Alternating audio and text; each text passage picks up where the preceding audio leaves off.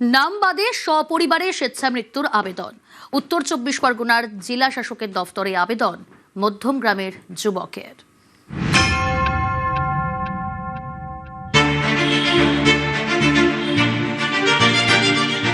ইনি সুমিতাভ মুখোপাধ্যায়, বাড়ি মধ্যমগ্রাম।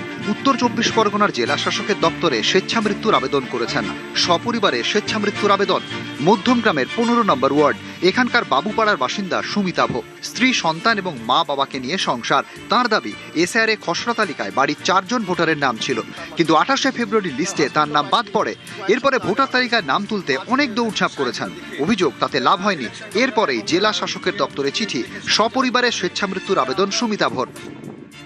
আজকে ডিএম অফিসে এসে আমি একটি লিখিত জমা করলাম, যেটা আমি স্বেচ্ছামৃত্যু আবেদন দিলাম।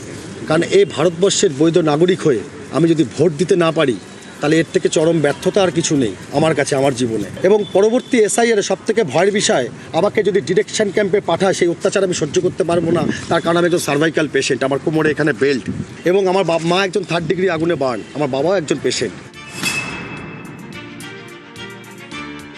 হুগলি সালে অবসর নেন।